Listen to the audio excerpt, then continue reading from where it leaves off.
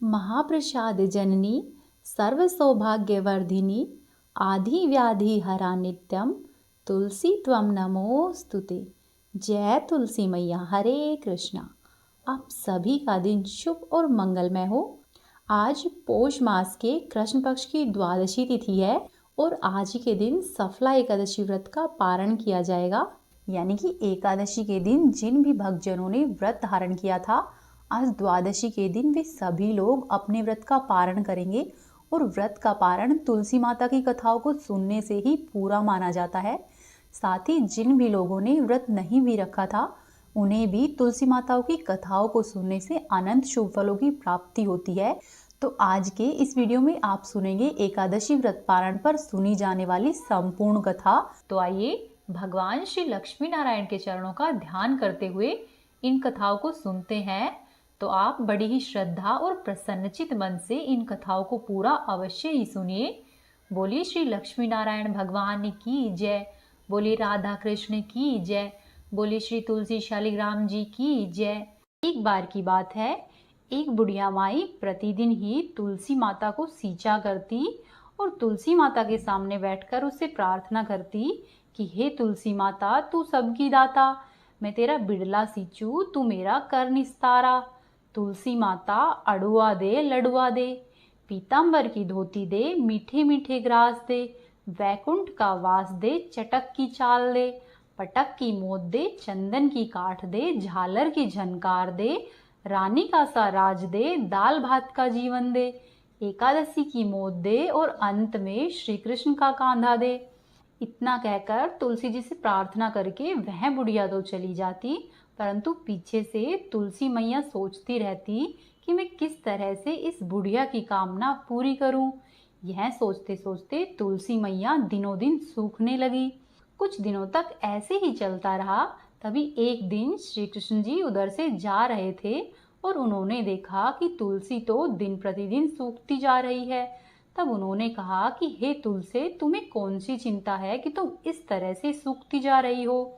तब तुलसी जी ने बताया कि एक बुढ़िया माई मेरे पास आती है और रोज ही आकर यह कहती है कि हे माता सबकी दाता, मैं तेरा बिड़ला सींचू, तू मेरा निस्तारा कर। हे माता अड़ुआ दे लडुआ दे, पीतांबर की धोती दे, मीठे मीठे ग्रास दे, वैकुंठ का वास दे, चटक की चाल दे, पटक की मोद दे, चंदन की काठ दे, झालर की झनकार दे, रानी का सा राज दे, दाल भात का जीवन दे, एकादशी के दिन मोद दे और अंत में श्री कृष्ण का कांधा दे। अब आप बताइए, मैं उसे सब कुछ दे दूं, परंतु आपका कांधा कहाँ से दूं।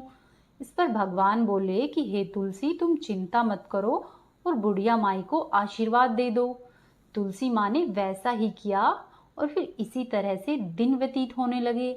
नियत समय आने पर एकादशी के दिन बुढ़िया माई मर गई और सब लोग उसकी अर्थी को उठाने लगे, परंतु वह इतनी भारी हो गई कि किसी से भी नहीं उठ सकी। सब लोग कहने लगे कि पाप घाट की माला फिरती थी, जिसकी वजह से वह इतनी भारी हो गई है। तभी वहां पर भगवान श्री कृष्ण जी वेश बदलकर ब्राह्मण के वेश में आ गए और वहां पर खड़े हुए लोगों से कहने लगे कि आप लोगों ने इतनी भीड़ क्यों की हुई है।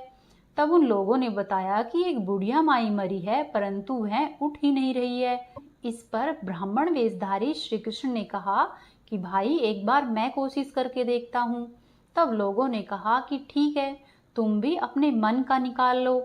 तब भगवान श्री कृष्ण जी बुढ़िया माई के पास गए और बुढ़िया माई के कान में कहने लगे कि माई तू बिड़ला सींचा मेरा, मैं करूँ निस्तारा तेरा।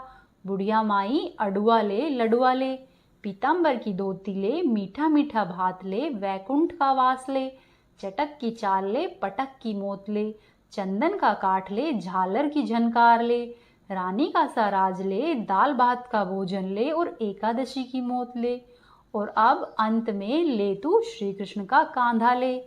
इतना सुनते ही बुढ़िया माई हल्की हो गई और इसके बाद भगवान श्री कृष्ण ने खुद अपना कांधा देकर उसको मुक्ति प्रदान की।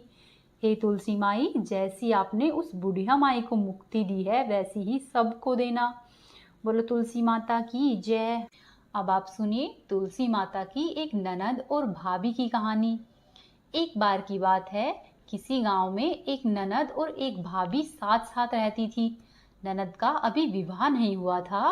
वह बचपन से ही तुलसी जी के पौधे की बहुत सेवा किया करती थी, लेकिन उसकी भाभी को यह सब कुछ बिल्कुल भी पसंद नहीं आता। जब कभी उसकी भाभी को अत्यधिक क्रोध आता तो वह उसे ताना देते हुए कहती कि जब तुम्हारा विवाह होगा तो मैं तुलसी ही बारातियों को खाने के लिए दूंगी और तुम्हारे दहेज में भी तुलसी ही दूंगी। धीरे धीरे इसी तरह से समय बीतता रहा और ननद बड़ी हो गई और जब विवाह के योग्य हो गई तो उसका विवाह पक्का हुआ। विवाह के दिन जब बारात आई और बाराती खाने के लिए बैठे तो भाभी ने अपने कहे अनुसार ही उनके सामने तुलसी का गमला फोड़ दिया। वह फूटा हुआ गमला तुलसी जी की कृपा से अनेक स्वादिष्ट व्यंजनों में बदल गया। वहीं दूसरी तरफ जब ननद तैयार होने लगी तो उसके वस्त्रों के स्थान पर भाभी ने तुलसी का जनेऊ रख दिया। तुलसी जी की कृपा से जनेऊ की जगह रेशमी और सुंदर वस्त्र आ गए। लड़की ने वह सब पहन लिए और जब गहनों की बारी आई तो भाभी ने गहनों के नाम पर तुलसी की मंजरी से बने हुए गहने पहना दिए। तुलसी माता की कृपा से वे सभी सोने और हीरे जवाहरात में बदल गए। उसके बाद विवाह कराकर ननद की विदाई की गई और ननद जब ससुराल में गई तो उसके दहेज की बहुत प्रशंसा की गई और ननद का ससुराल में मान सम्मान बढ़ा। और यह बात जब उसकी भाभी के कानों तक पहुंची तो उसे बहुत ही आश्चर्य हुआ। अब उसे तुलसी माता की पूजा का महत्व समझ में आया। वहीं भाभी को भी एक लड़की थी। वह अपनी लड़की से कहने लगी कि तुम भी तुलसी जी की सेवा किया करो, तुम्हें भी बुआ की तरह ही फल मिलेगा। वह जबरदस्ती अपनी लड़की से तुलसी जी की सेवा कराने लगी, परंतु उसकी लड़की का मन तुलसी जी की सेवा में नहीं लगता था। धीरे धीरे दिन व्यतीत होते गए और उसकी लड़की भी बड़ी हो गई और विवाह के योग्य हो गई। जब उस लड़की के विवाह का समय आता है तो भाभी सोचती है कि जैसा व्यवहार मैंने अपनी ननद के साथ किया था वैसा ही अब मैं अपनी लड़की के साथ भी करूंगी। तो ऐसा करने से वह भी गहनों से लज जाएगी और बारातियों को खाने में पकवान मिलेंगे और इसे ससुराल में भी बहुत इज्जत मिलेगी। ऐसा सोचकर जब बारात आती है और बाराती खाने के लिए बैठते हैं तो वह उनके सामने तुलसी का गमला फोड़ देती है, लेकिन इस बार गमले की मिट्टी मिट्टी ही रहती है। फिर जब वह वस्त्र के रूप में अपनी लड़की को जनेऊ देती है तो जनेऊ भी अपना रूप नहीं बदलता है। इसी तरह से वह गहने पहनाने के समय पर अपनी लड़की को तुलसी जी की मंजरी देती है, लेकिन तुलसी जी की मंजरी भी अपना रूप नहीं बदलती है। उसके इस तरह के व्यवहार से सभी बाराती बहुत दुखी होते हैं और वे सब उनकी बुराई करते हुए चले जाते हैं। फिर लड़की जब विदा होकर अपने ससुराल जाती है तो उसके ससुराल में भी उसकी बहुत बुराई होती है। कोई भी उसका आदर या सम्मान नहीं करता है। धीरे धीरे इसी तरह से दिन व्यतीत होते रहते हैं। विवाह के पश्चात भाभी कभी भी ननद को घर पर नहीं बुलाती थी। तब एक दिन उसके भाई ने सोचा कि मेरी बहन को घर पर आए हुए काफी दिन हो गए हैं, क्यों न मैं ही अपनी बहन से मिलकर आ जाऊं। ऐसा सोचकर उसने अपनी पत्नी से कहा कि मैं अपनी बहन के पास जा रहा हूं, तुम उसके लिए कुछ उपहार दे दो। तब भाभी ने थैले में जवार भरकर कहा कि तुम अपनी बहन के पास ये लेकर जाओ और कुछ भी नहीं है। तब भाई दुखी मन से अपनी बहन के पास चल दिया और वह सोचता हुआ जा रहा था कि कोई भाई अपनी बहन के घर पर जवार लेकर कैसे जा सकता है। ऐसा सोचकर वह जहां से जा रहा था वहीं पास में ही उसने एक गौशाला देखी। वह गौशाला में गया और गाय के आगे उस जवार के थैले को उल्टा कर दिया। तभी गाय पालने वाले ने कहा कि भाई आप गाय के सामने हीरे मोती और सोना क्यों डाल रहे हो। भाई आश्चर्यचकित हो गया और उन सबको उठाकर वापस से थैले में डाल लिया और धन लेकर खुशी खुशी अपनी बहन के घर की तरफ चल दिया और अपनी बहन के घर पहुंचकर अपनी बहन से मिला और अत्यधिक प्रसन्न हुआ। और जो भी रास्ते में घटना घटी उसने वह सब कुछ अपनी बहन को कह सुनाई। तब बहन ने कहा कि हे भाई, यह सब तो तुलसी माता की कृपा से हुआ है। बोलो तुलसी माता की जय। हे तुलसी माता, जैसी आप ननद को आई है वैसी सबको आना, जैसी आप भाभी को आई है वैसी किसी को भी नहीं आना। एक बार की बात है, एक कन्या थी। जब वह थोड़ी बड़ी हुई और उसको समझ आने लगा तब से ही वह तुलसी माता की पूजा किया करने लगी। उसके प्रतिदिन का नियम था कि वह तुलसी माता का पूजन करती और उसके बाद ही स्वयं खाना खाती। जब वह कन्या शादी के लायक हुई तो उसके माता पिता ने उसकी शादी करवा दी। कन्या को उसके माता पिता ने दहेज में एक तुलसी का गमला भी दिया। ससुराल में वह प्रतिदिन सुबह सवेरे उठती, तुलसी जी की पूजा करती, फिर उसके बाद ही वह स्वयं खाना खाती। उसकी 2 जेठानियां थी, वो दोनों ही उसका मजाक उड़ाती कि यह तो बड़ी नियम धर्म वाली बनती है। उन दोनों को उससे बहुत ईर्ष्या होती, इसीलिए वो दोनों तुलसी जी का गमला कहीं कहीं पर छुपा देती। वह कन्या बड़ी मुश्किल से गमला ढूंढ कर लाती, फिर अच्छे से पूजा करती और फिर स्वयं खाना खाती। वह गमला ढूंढ कर ले आती तो एक दिन उनकी जेठानियों ने क्या किया कि गमला ही दूर फेंक दिया। कन्या ने गमला खूब ढूंढा परंतु उसे कहीं नहीं मिला। वह बहुत परेशान हो गई तो उस दिन उसने स्वयं भी खाना नहीं खाया, जो कि उसका नियम भी था। उस कन्या की सच्ची भक्ति देखकर तुलसी माता उससे बहुत प्रसन्न हुई और उसके कमरे में तुलसी माता का गमला प्रकट हो गया। अगले दिन सुबह सवेरे जब वह उठी तो क्या देखती है कि उसके खाट के चारों कोनों पर तुलसी माता का गमला आ गया है। यह देखकर वह बहुत प्रसन्न हो गई कि अब मेरी तुलसी माता को कोई भी नहीं चुरा सकेगा और पूजन करने के लिए कहीं और भी जाना नहीं पड़ेगा और कोई मेरी तुलसी माता को फेंक भी नहीं सकेगा। वह जल्दी से उठकर स्नान करती है, तुलसी माता की पूजन करती है और जब मैं खाना खाने बैठी तो उसकी जेठानियां मजाक करने लगी कि लो देवरानी का नियम धर्म पूरा हो गया। उससे पूछती है कि तुलसी जी की पूजा कर ली क्या? तब देवरानी धीरे से बोलती है हाँ कर ली। तब जेठानियां बोलती है कि कहाँ से कर ली पूजा, गमला तो फेंक दिया था। तब देवरानी कहती है कि देख लो मेरे कमरे में खाट पर तुलसी जी लग रही है। जेठानियां देखती है और बहुत ही शर्मिंदा होती है और देवरानी से कहती है कि तुम्हारी भक्ति सच्ची है, हमने तुझे बहुत परेशान किया है, हमें माफ कर दो। देवरानी उन दोनों को माफ करती है। हे तुलसी माता, जैसी आपने देवरानी पर कृपा की है वैसी ही हम सभी पर करना। कहानी को कहने वाले और सुनने वाले के घर में सभी प्रकार के भंडारे भरकर रखना। बोलो तुलसी माता की जय, बोलो श्री हरि विष्णु भगवान की जय। अब आप सुनिए भगवान श्री हरि के भक्त राजा अम्बरीश की कथा। राजा अम्बरीश भगवान श्री हरि के परम भक्त थे। वे पृथ्वी के 7 द्वीप, अचल संपत्ति और अतुल ऐश्वर्य की शासक थे, परंतु फिर भी इन सभी को वो स्वप्न के समान समझते थे, क्योंकि वे मानते थे कि जिस धन वैभव के लोभ में पड़कर मनुष्य घोर नरक में जाता है वह केवल 4 दिन की ही चांदनी है। राजा अम्बरीश का भगवान श्री कृष्ण में और उनके प्रेमी साधुओं में अधिक प्रेम था।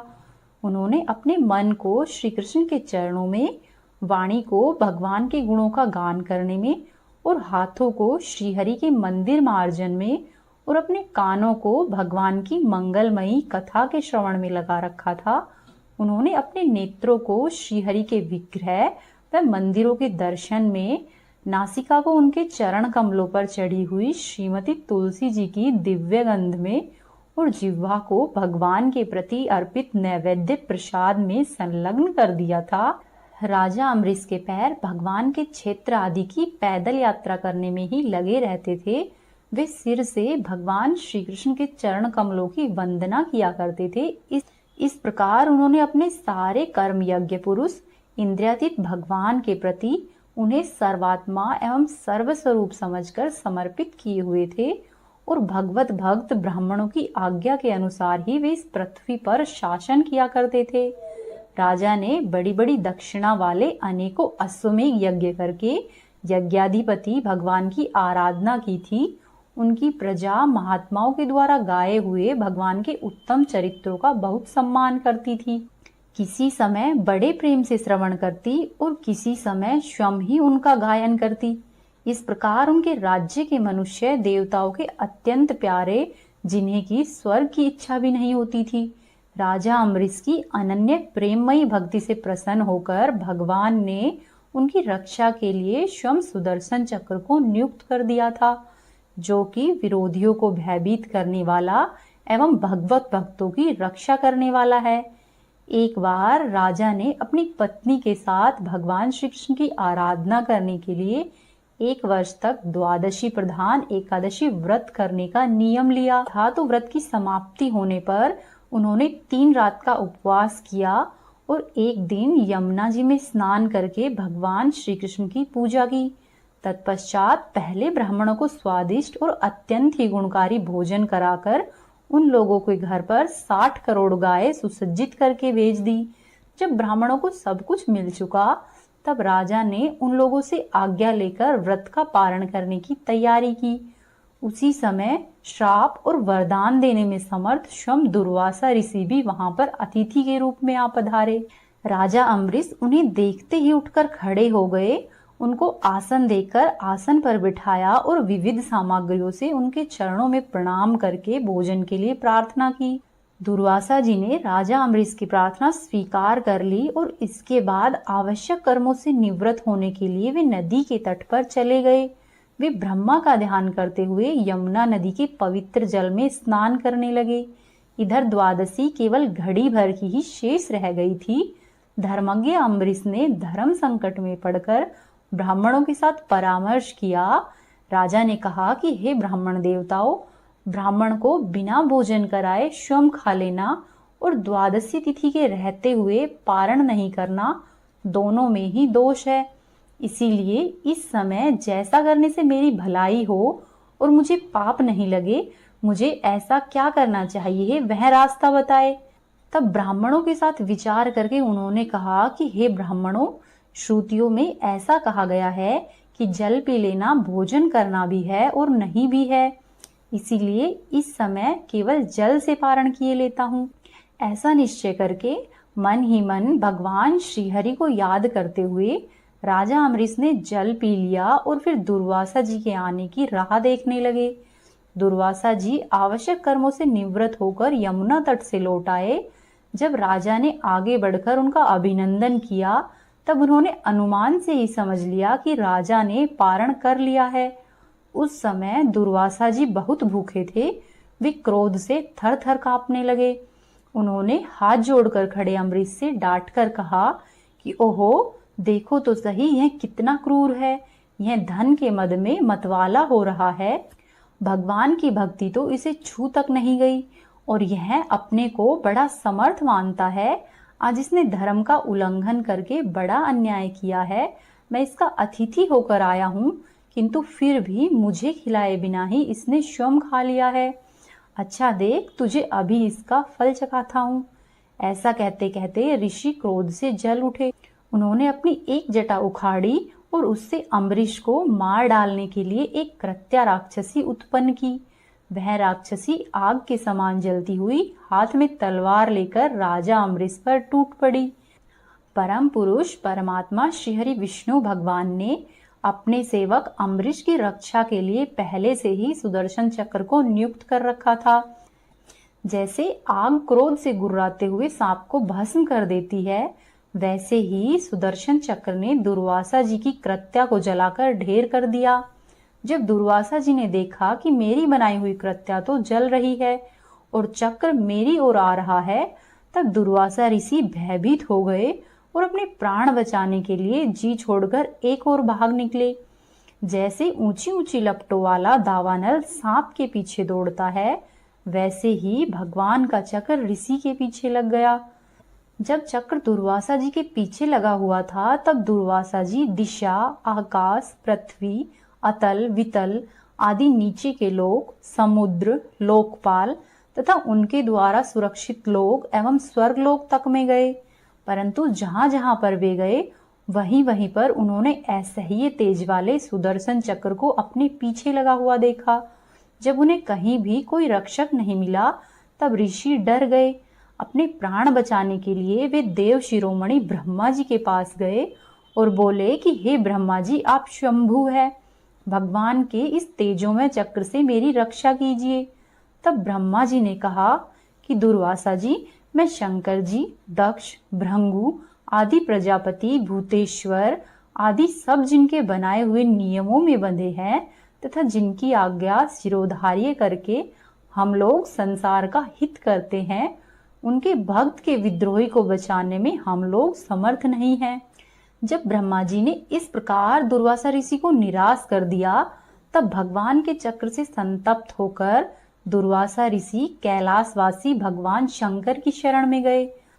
शंकर जी ने कहा कि दुर्वासा जी, जिनसे पैदा हुए अनेकों ब्रह्मांडों में हमारे जैसे हजारों चक्कर काटते हैं, यह चक्र उन्हीं विश्वेश्वर का शस्त्र है। यह हम लोगों के लिए असह्य है। तुम ऐसा करो, उन्हीं की शरण में जाओ, वे भगवान ही तुम्हारा मंगल करेंगे। निराश होकर दुर्वासा जी श्रीहरि भगवान के परम धाम वैकुंठ की तरफ भागे। दुर्वासा जी भगवान के चक्र की आग से जल रहे थे। वे भगवान के चरणों में गिर पड़े। उन्होंने कहा कि हे अच्युत, हे अनंत, आप संतों के एकमात्र इच्छित हैं। हे प्रभु, संपूर्ण जगत के जीवन दाता है, मैं अपराधी हूँ, मेरी रक्षा कीजिए। आपका परम प्रभाव नहीं जानने के कारण ही मैंने आपके प्यारे भक्त का अपराध किया है।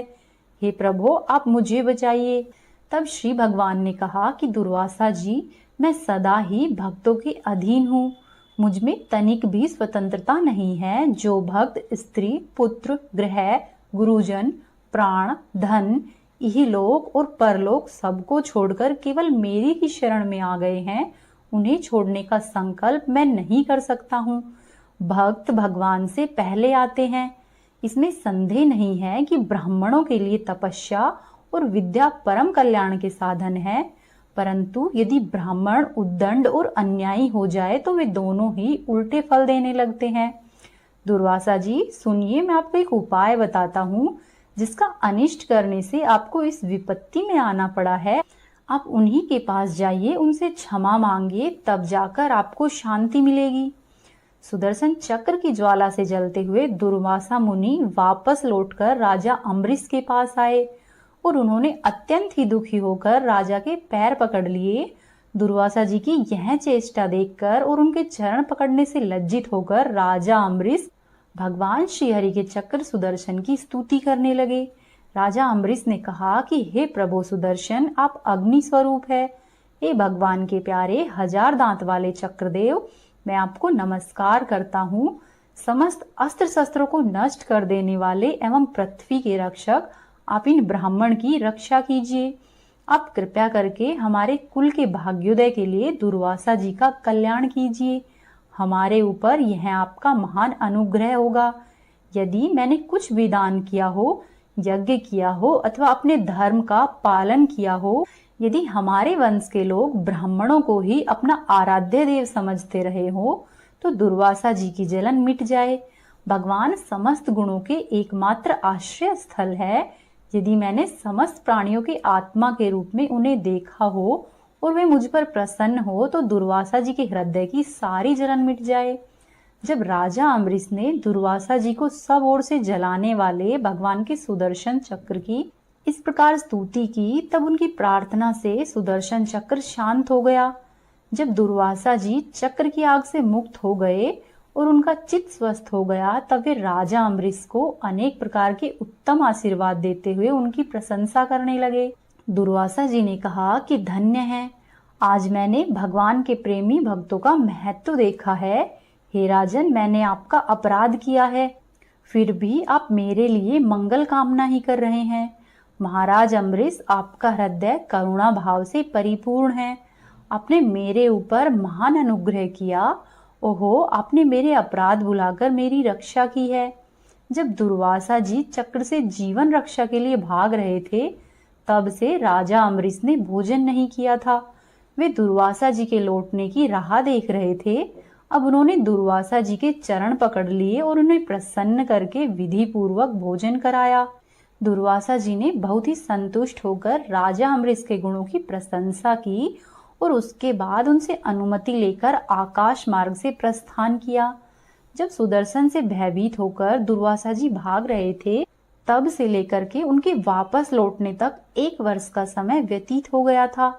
इतने दिनों तक राजा अम्बरीश उनके दर्शन की आकांक्षा से केवल जल पीकर रहे। दुर्वासा जी के आने के बाद राजा अम्बरीश ने उनके बचे हुए भोजन से अत्यंत पवित्र अन्न को ग्रहण किया और अपने पूरे परिवार को भी खिलाया।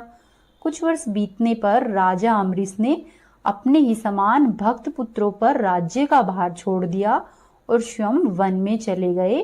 वहां पर वे बड़ी ही धीरता के साथ आत्मस्वरूप भगवान में अपना मन लगाकर गुणों के प्रवाह रूपी संसार से मुक्त हो गए। बोलो श्री हरि विष्णु भगवान की जय। अब ये थी आज की कथाएं। उम्मीद है आपको पसंद आई होगी। आपसे एक निवेदन है, यदि आपने अभी तक चैनल को सब्सक्राइब नहीं किया है तो सब्सक्राइब कर ले, वीडियो को लाइक करें और वीडियो को अधिक से अधिक शेयर करें और कमेंट बॉक्स में जय श्री हरि अवश्य ही लिखें।